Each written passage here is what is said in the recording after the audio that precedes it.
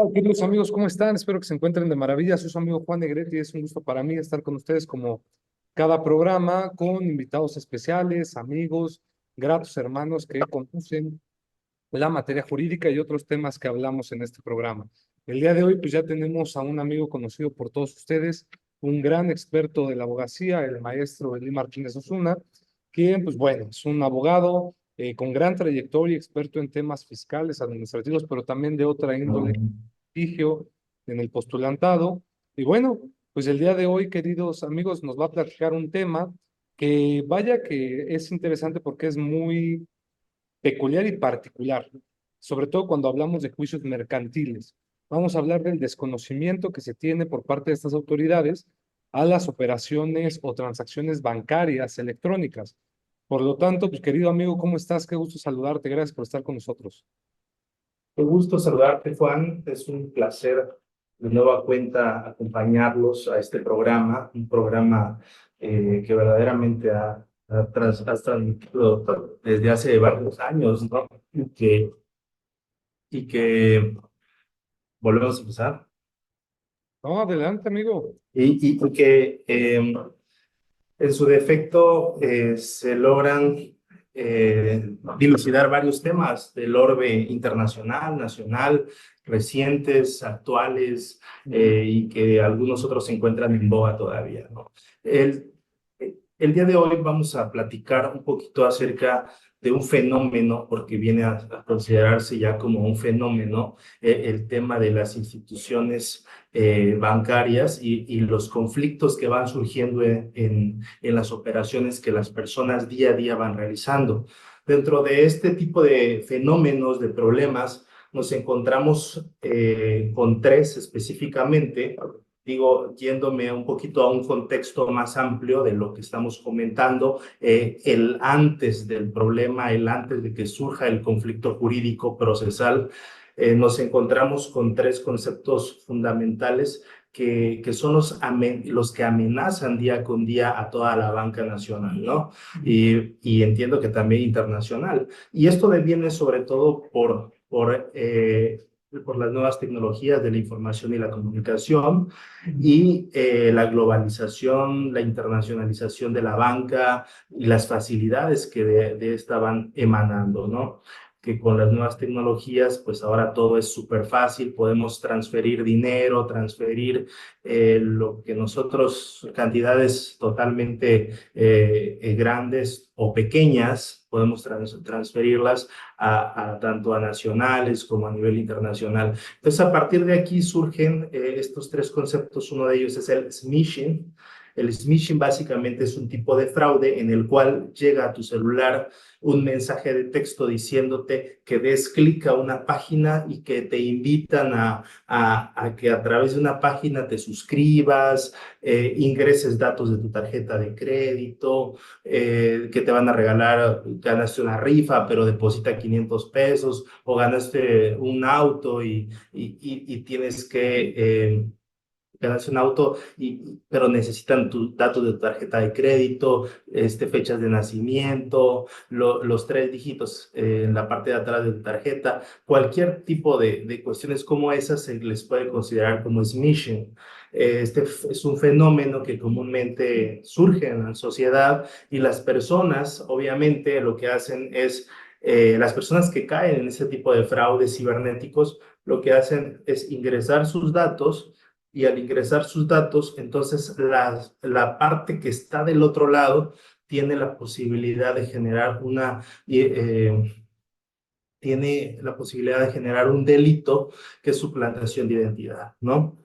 Entonces, ¿por qué? Porque ya tiene los datos de la persona, se está haciendo pasar por alguien que no es, y utilizar con ello los recursos, ¿sí?, que no le pertenecen, a través de la suplantación de identidad. El otro concepto que también es muy famoso es el phishing. El phishing es conocido como la suplantación de identidad también en ese sentido, y básicamente lo que utiliza es que te lleguen a ti igual algún correo, de alguna propuesta, igual tengas que ingresar tus datos y tengas que dar información tuya, tus claves de tus tarjetas, y con eso ellos puedan actuar. Y finalmente también se encuentra el otro, que es el farming. El farming, pues básicamente es entraste a una página de internet, te dice da clic aquí y te redirecciona a otra página. Una vez que te redirecciona a otra página, tú das clic en la otra página, igual te pide tus datos bancarios, y si tú los logras dar, entonces ya tenemos una suplantación de identidad. ¿Por qué? Porque ellos ya tienen datos que el banco no se los dio, el banco jamás se los pidió, porque el banco no tiene las facultades de pedirte ese tipo de información, pero que tú voluntariamente, o más bien más que voluntariamente, ahora sí que en un fraude tú permites que te tomen tu información, que te la roben de esa forma, ¿no? Bajo engaños, para que ellos posteriormente puedan hacer alguna operación en contra, obviamente tuya. Entonces, a partir de eso, eh, las personas lo que normalmente hacen es llevar a cabo la reclamación al banco, al área jurídica de cada entidad, de cada entidad federativa, y hacen la reclamación y le dicen al banco, oye, me han robado dinero, yo no fui el que hizo la operación, yo me encontraba durmiendo en ese momento cuando sucedieron las cosas. Entonces, el banco lo que hace en principio es toma el reporte, lo envía a la central, en este caso donde se encuentre su banca central aquí en el país, y ya hacen una revisión muy exhaustiva de todo lo que ha pasado, de quién hizo la operación y todo, y ellos a través de su sistema, el sistema central del banco, pueden hacer una revisión más a fondo, analizando datos muy interesantes, por ejemplo, quién hizo la transacción, cuáles fueron las claves que ingresaron, a qué horas ingresaron, qué tipo de operaciones fueron las que realizó, en dónde estaba ubicada la persona cuando realizó la operación.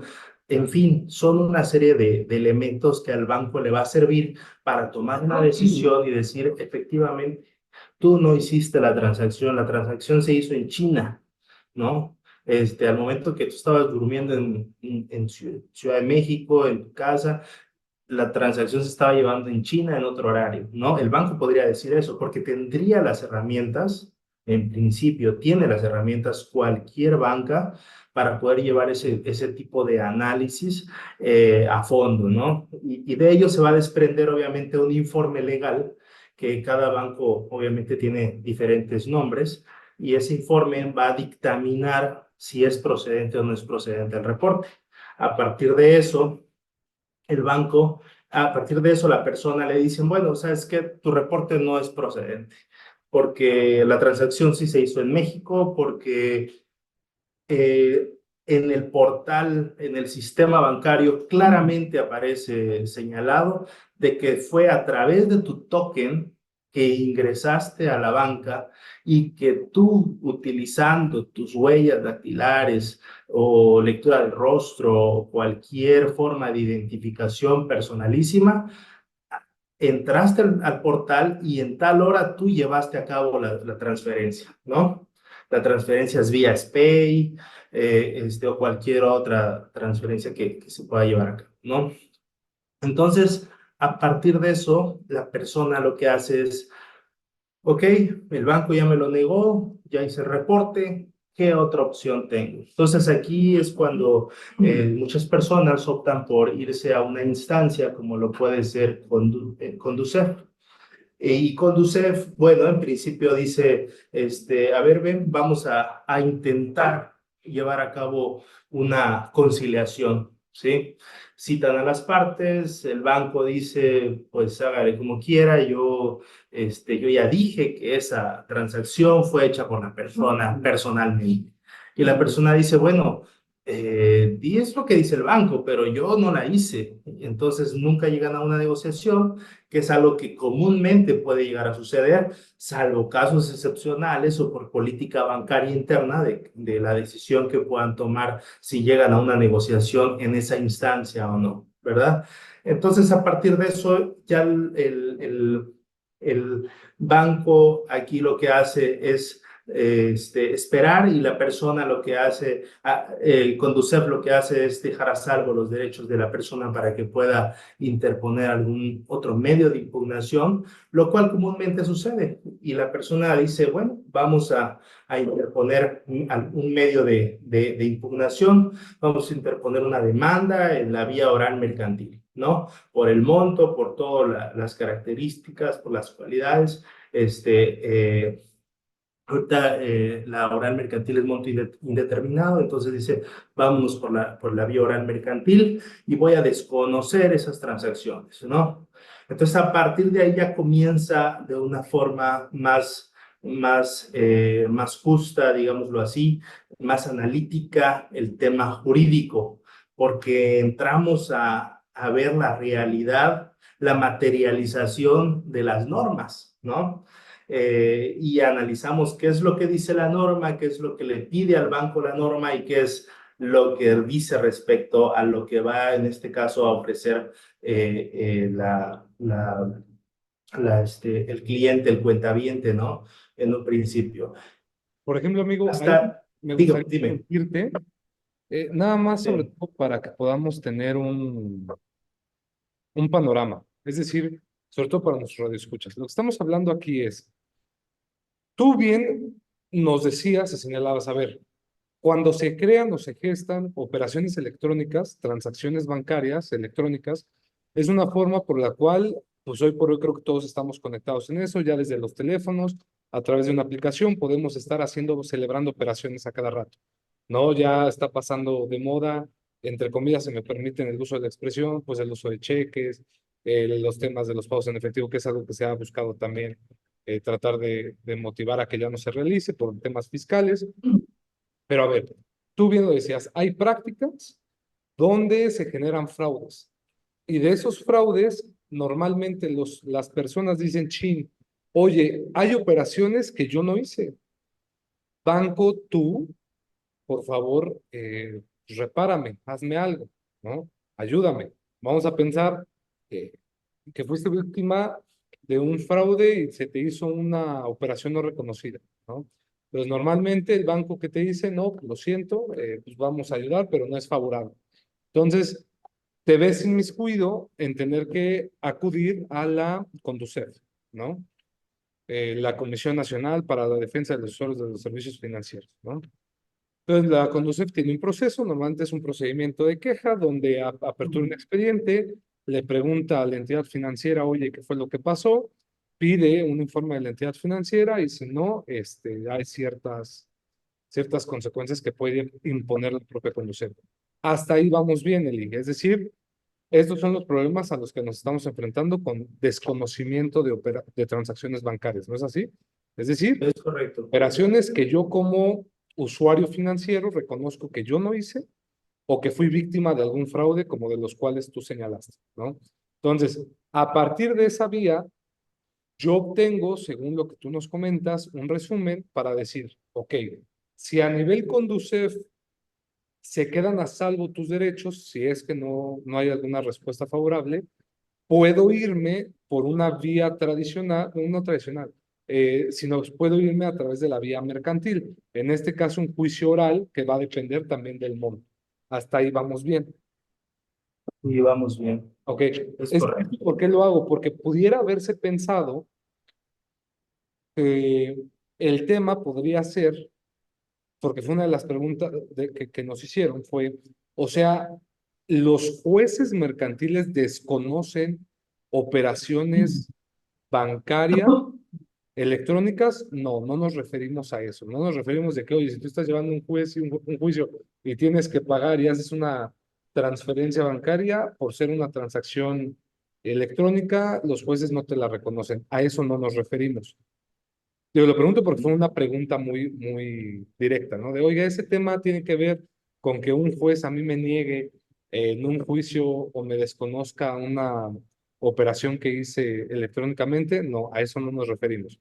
Nos referimos más bien a desconocer como usuarios de servicios financieros operaciones que no hicimos nosotros o que son producto de un fraude y que nos afecte a nuestro patrimonio. Si es así.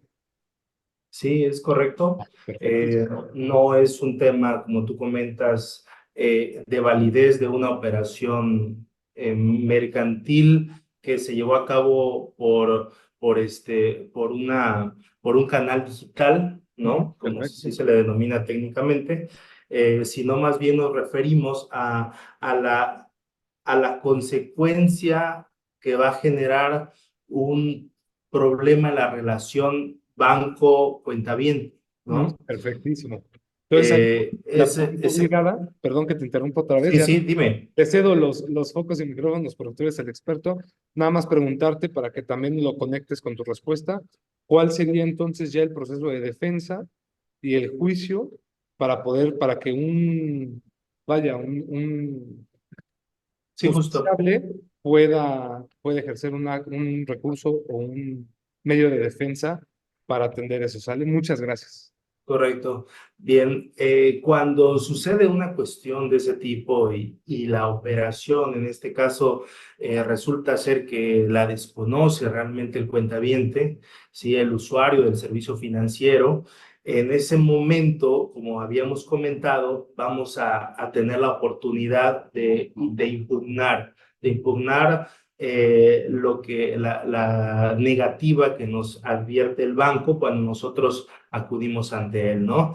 Y esa impugnación que tenemos, ya lo habíamos comentado, ya lo estamos empezando a comentar, era la vía mercantil, ¿no? A través de un juicio oral mercantil podríamos impugnarlo. Sin embargo, habíamos mencionado también que había otra posibilidad de carácter potestativo, es decir, que no es realmente obligatorio para que el juez tome un criterio determinante respecto a esa situación, y esta cuestión de carácter potestativo se llama CONDUCEF, ¿sí?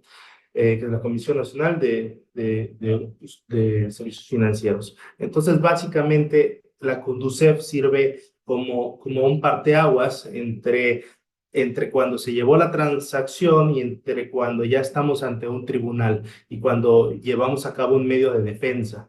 De medio de defensa, en este caso, llevamos a cabo un medio de impugnación, como es el juicio oral mercantil, ¿no? Entonces, la CONDUCEF sirve como ese parteaguas tratando de intervenir para que se pueda llegar a una negociación, para que puedan arreglarse de forma armoniosa. En los términos que comentabas, de hecho, llamando al banco, diciéndoles qué fue lo que sucedió, autoridad crediticia, qué fue lo que realmente pasó, exprésamelo, y ya que la persona me está solicitando mediante queja de que tú no estás incumpliendo con un servicio financiero. Entonces, a partir de eso, expone sus motivos la institución financiera, y al no hacer estos benéficos para, en este caso, la parte que afectada, ¿sí? El usuario del servicio financiero, entonces en ese momento se intenta llegar a una negociación, y al no poder conciliar en lo absoluto, entonces se dejan a salvo los derechos del usuario. En esa parte es cuando ya se puede, bueno, ya se podía desde antes, pero en ese es un momento oportuno para poder llevar a cabo lo que es la impugnación de la negativa del banco, ¿no? A través de ejercer vía oral mercantil este derecho, ¿no? Entonces las personas hasta aquí, como tú comentas, pueden, ya están en términos suficientes para poder accesar a esta impugnación, en la cual manifiestan, ya en este caso sería a un juzgado de lo mercantil, manifiestan que se encuentran, se encuentran en la negativa de que ellos desconocen una operación, ¿no?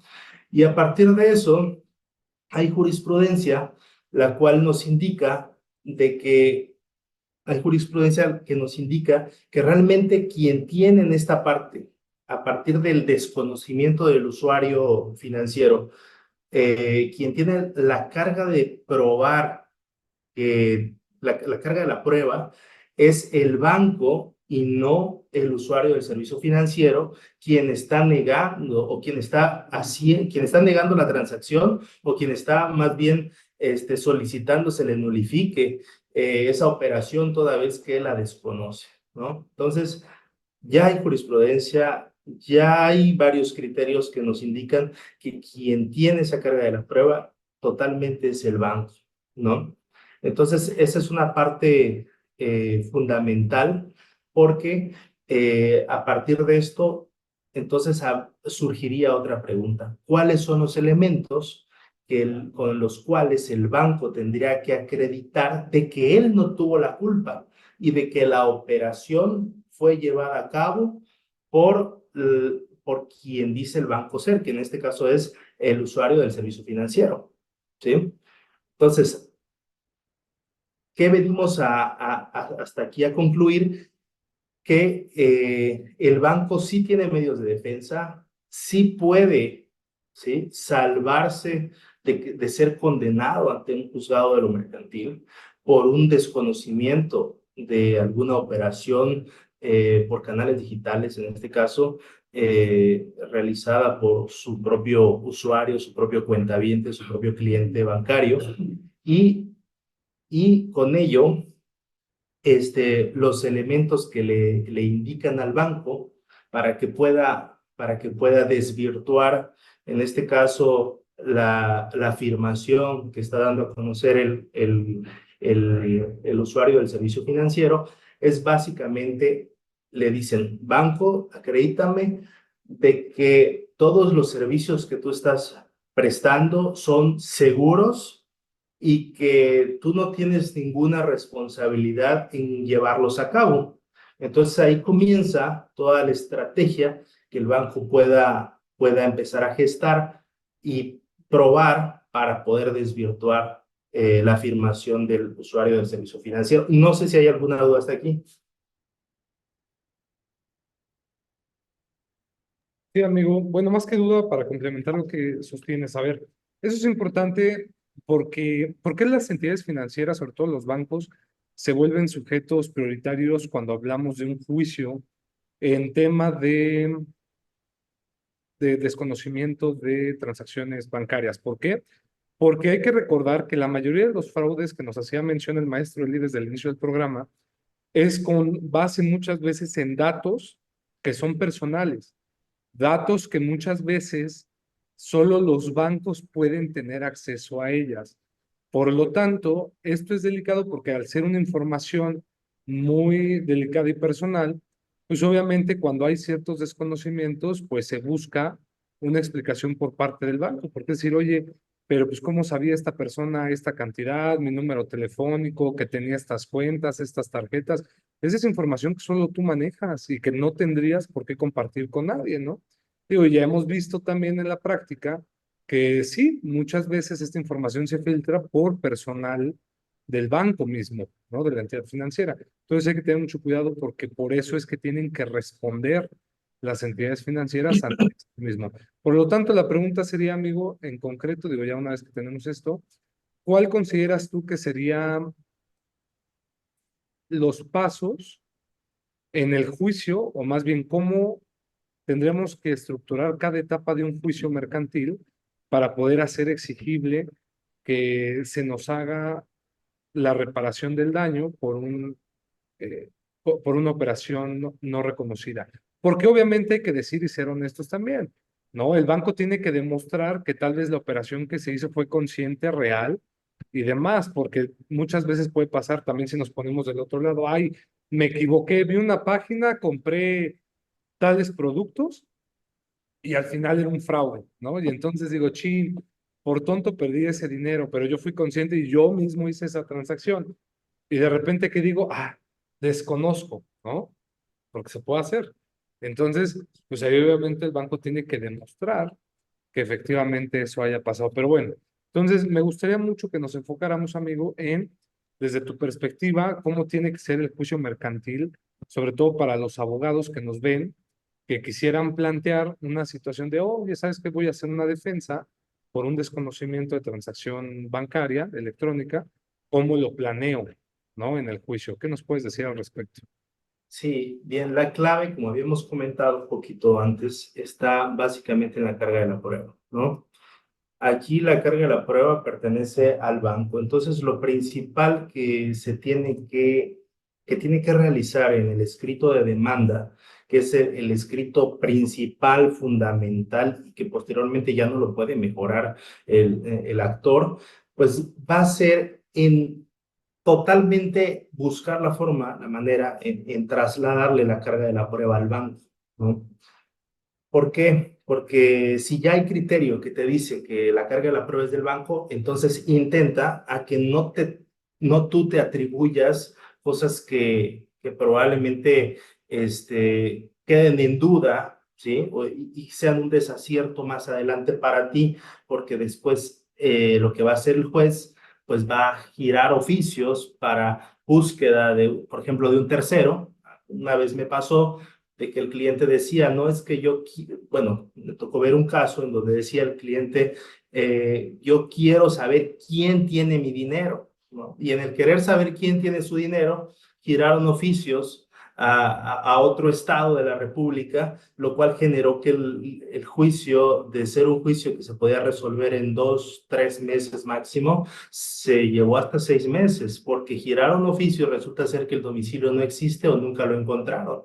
Entonces, cuestiones como esas, obviamente no es recomendable que un abogado desde la parte actora lleve a cabo, toda vez que le va a generar un perjuicio posterior. Entonces, lo ideal aquí sería primero, pues si ya hay precedente de que la carga de la prueba lo tiene el banco, lo que sería pues, el desconocimiento de una operación como tal, ¿no? Es decir, si yo considero que no hice la operación, tan simple como poner en el escrito inicial, no hice la operación, desconozco quién la haya realizado, ¿no? Oye, pero ya identificamos que en tal estado está la operación, yo lo desconozco, o sea, no sé, porque yo no lo hice, no es algo propio que se me atribuya ese conocimiento, ¿no? Oye, que la cuenta lo tiene un tal José Cruz Pérez, desconozco quién sea ese José Cruz Pérez, o sea, ser muy objetivo en cuanto a ese criterio por parte de los abogados en la parte actoral, ¿no? Y posteriormente viene, obviamente, la etapa de acuerdos probatorios en un juicio oral mercantil. Y en la etapa de acuerdos probatorios, que es parte de la audiencia preliminar, se tiene una oportunidad para que en esa etapa el abogado de la parte actora, el abogado del cuentaviente, del usuario del servicio financiero, pueda intentar llegar a coincidir ciertos puntos con el abogado de la institución crediticia. Y dentro de esos puntos, eh, puede ser que sí existe el contrato, de que hay un contrato, de que esa firma realmente es de la persona, de que existe una relación entre el usuario financiero y la entidad crediticia, y otros datos, por ejemplo, de que esas operaciones sí se llevaron a cabo, ¿no? Sí existe la operación, pero eso no significa que yo la haya realizado, ¿no? O sea, llevar acuerdos probatorios que puedan ir simplificando el juicio para que ya la audiencia como tal de juicio oral llegue un poquito más pura, más limpia de todo ese tipo de cuestiones, ¿no? Entonces esa sería la segunda etapa en la cual se tendría que hacer suficiente énfasis por la parte actora para tratar de ir gestando ahí atando cabos, como diríamos coloquialmente, respecto a ciertos acuerdos que podrían coincidir o ciertos hechos que podrían considerarse como no controvertidos. Posteriormente, llegamos a la citación de la audiencia de juicio. Es una audiencia en donde se van a desahogar ciertas pruebas y dentro de esas pruebas pues va a ser la confesional y ahí hay que tener mucho cuidado y en este caso la parte actora tiene que platicar bien con su cliente para efecto de el abogado de la parte actora para efecto de que tenga cuidado con lo que, con no contradecirse, ¿sí? Hablar con verdad, obviamente, y sobre todo no abundar a veces más de lo que se le está preguntando, ¿no? ¿Por qué? Porque aquí puede, como comentamos anteriormente, puede tornarse un poquito gris los comentarios que vaya a hacer, en este caso, en la confesional, el cliente, y puede generarle dudas al juez respecto a qué fue lo que quiso decir, pueden pedirle que aclare su comentario, y hay que tener mucho cuidado con lo que tiene que estar comentando aquí, respondiendo el usuario del servicio financiero, ¿no? Testimoniales prácticamente pues no existen porque no son tan necesarias, no son pertinentes, toda vez que ya existen los documentos para el efecto de acreditar la relación contractual. Ya únicamente lo que queda aquí es respecto a la operación, respecto a lo que, a lo que puede confesarse, ¿sí? El usuario del servicio financiero, de decir, ah, efectivamente, es que yo di prestado ese día mi celular y no supe quién lo agarró. Yo le di mi contraseña a mi hijo, a mi hija, a mi mamá, a mi sobrino, a mi nieto, y él no supe qué le hizo a mi celular. Entonces ya con eso le estamos otorgando elementos aquí a la parte contraria para que ella venga hacia nosotros y nos diga, bueno, entonces tú, a ti que te dimos a resguardar tus contraseñas, tu número de usuario y todo, entonces tú estás admitiendo que hiciste un mal uso de estas herramientas. Y al acreditar eso, inmediatamente el juez, ahí ya en sentencia, va a determinar, bueno, conforme a lo que se mencionó en la confesional, la parte actora admitió que ella llevó a cabo, que ella prestó su celular haciendo mal uso de las herramientas que el banco le proporciona. Entonces hay que tener mucho cuidado con los comentarios que pueda llevar a cabo quien en este caso sea la parte actora, ¿no? ¿Por qué? Porque le puede generar un efecto negativo al final del día, ¿no? Hasta ahí, no sé si tienes algún comentario. Amigo, pues realmente es muy interesante, efectivamente por el tema probatorio. Aquí me gustaría mucho preguntarte rápidamente, sobre todo por si existe duda alguna. En este caso, la actora se entiende, pues, sería la víctima, ¿no? Prácticamente. Sí. El banco vendría a ser la parte demandada, o si tenemos conocimiento que fue otra parte, otra persona, ya sea moral o física, tendría que ser esa la demandada. O normalmente en la práctica, siempre por antonomasia, ponemos también al banco.